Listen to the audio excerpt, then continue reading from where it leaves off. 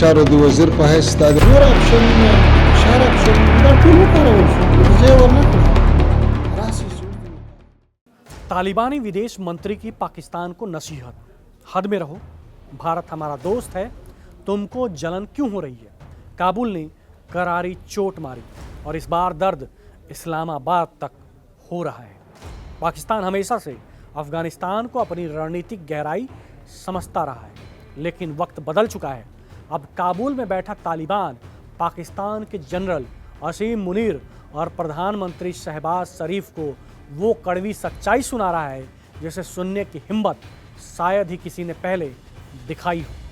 भारत अफगानिस्तान की बढ़ती दोस्ती से तिलमिलाया पाकिस्तान जब तालिबान को दिशा दिखाने निकला तो उसे वही पुराना आईना दिखा दिया गया, वो आईना जिसमें उसकी अपनी अस्थिर राजनीति, बिखरी अर्थव्यवस्था और बेजान विदेश नीति साफ नजर आती है। तालिबान के विदेश मंत्री अमीर खान मुक्तकी ने पाकिस्तान को जो संदेश दिया है वो सिर्फ जवाब नहीं, झकझोरने वाला तमाचा है। और ये तमाचा इस्लामाबाद की सत्ता, खासकर जनरल असीम मुनीर और शहबाज शरीफ की उस सोच पर है जिसके तहत वो अफगानिस्तान को हमेशा दबाव में रखने की कोशिश करते रहे। मुक्तकी का सीधा सवाल, अगर पाकिस्तान भारत से रिश्ते रख सकता है तो अफगानिस्तान क्यों नहीं। ये बयान सिर्फ बयान नहीं, पूरे पाकिस्तानी नैरेटिव की चूल्हे हिलाने वाला वॉर है। मुक्तकी ने साफ कर दिया कि अफगानिस्तान की विदेश नीति किसी की मोहताज नहीं है। उन्होंने सवाल दागा, क्या पाकिस्तान का भारत में दूतावास नहीं है तो फिर हमारा क्यों नहीं होना चाहिए। ये एक साधारण प्रश्न नहीं, बल्कि पाकिस्तान के उस दोहरे रवैये पर चोट है जिसके चलते वो खुद भारत के साथ व्यापार और बातचीत करता है, लेकिन काबुल को रोकने की कोशिश करता है। और शायद यही बात असीम मुनीर और शहबाज शरीफ को सबसे ज़्यादा चुभ रही है। साफ है कि पाकिस्तान की जलन का इलाज तालिबान स्टाइल में हो रहा है। मुक्तकी ने कहा कि अफगानिस्तान को इस बात का पूरा हक है कि वो जहाँ चाहे संबंध बनाए, पाकिस्तान की आपत्ति कोई मायने नहीं रखती। ये बयान इस्लामाबाद की उस आदत पर तंज था जिसमें वो पड़ोसी देशों पर अपनी पसंद नापसंद थोपने की कोशिश करता है। पाकिस्तान हमेशा ये दिखाता है कि भारत काबुल में प्रभाव बढ़ाकर उसे घेर रहा है, लेकिन मुक्तकी का सीधा संदेश था कि ये अफगानिस्तान का निर्णय है, पाकिस्तान का नहीं। ये पाकिस्तान की सामरिक सोच पर भी हमला है जिसे वर्षों से सेना संचालित करती आई है। तालिबान मंत्री ने सबसे बड़ा झटका तब दिया जब उन्होंने पाकिस्तान की आंतरिक सत्ता संरचना पर टिप्पणी की।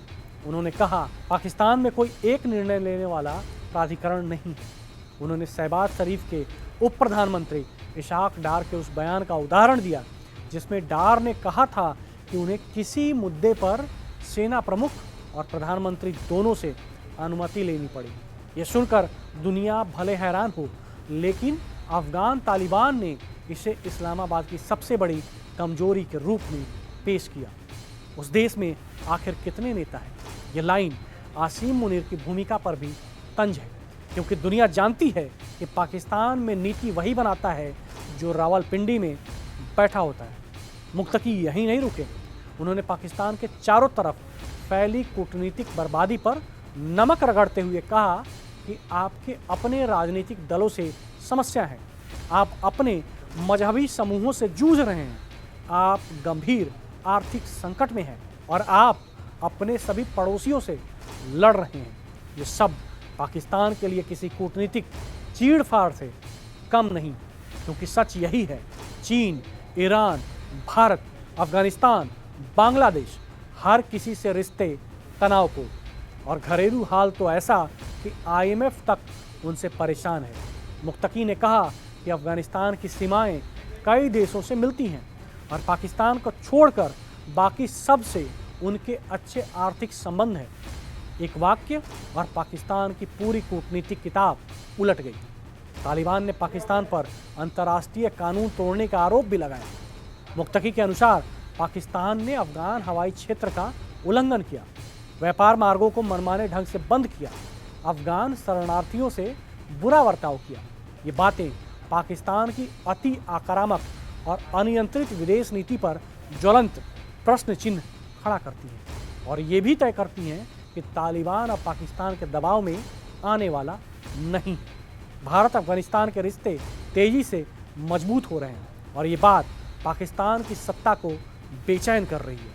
शहबाज शरीफ सरकार और असीम मुनीर की सेना दोनों ये आरोप लगाते रहते हैं कि अफगानिस्तान भारत के इशारे पर चल रहा है, लेकिन मुक्तकी ने एक वाक्य में पूरा मामला साफ कर दिया। उन्होंने कहा कि हम भारत के साथ राजनीतिक और आर्थिक दोनों संबंध रखते हैं और ये हमारा अधिकार है। तालिबान की यह स्पष्टता पाकिस्तान के लिए सबसे बड़ा झटका है, क्योंकि उसने हमेशा काबुल पर दबाव बनाए रखा था और वो भी भारत से दूरी बनाए, क्योंकि उसने हमेशा काबुल पर दबाव बनाए रखा था कि वो भारत से दूरी बनाए। इस्लामाबाद अक्सर ये आरोप लगाता है कि पाकिस्तान में आतंकवाद की जड़ें अफगानिस्तान से जुड़ी हैं, लेकिन मुक्तकी ने साफ कहा कि पहले आपने हमें टीटीपी के लिए दोषी ठहराया, फिर बीएलए के लिए, और अब आप भारत को दोष दे रहे हैं। ये सीधा तंज था पाकिस्तान की उस परंपरा पर जिसमें वो हर समस्या का हल दोषारोपण में ढूंढता है। अक्टूबर में जब आमिर खान मुक्तकी भारत आए, ये किसी तालिबानी सरकार का पहला उच्च स्तरीय दौरा था। पाकिस्तान को ये इतना नागवार गुजरा कि उसी समय उसने अफगान क्षेत्र में हवाई कार्रवाई शुरू कर दी। इसके बाद एक सप्ताह तक दोनों देशों में तनाव बना रहा था और यही वो बिंदु था जिसने काबुल को मजबूर किया कि वो पाकिस्तान को कड़े शब्दों में जवाब दे। तालिबान ने पाकिस्तान की वर्षों पुरानी रणनीति ध्वस्त कर दी है। एक ऐसी रणनीति जिसमें अफगानिस्तान को निर्भर रखा जाता था, भारत के साथ उसके संबंध रोके जाते थे और काबुल को हर बार पाकिस्तानी शर्तों पर चलने के लिए दबाव डाला जाता था। लेकिन आज स्थिति उलट चुकी है, पलट चुकी है।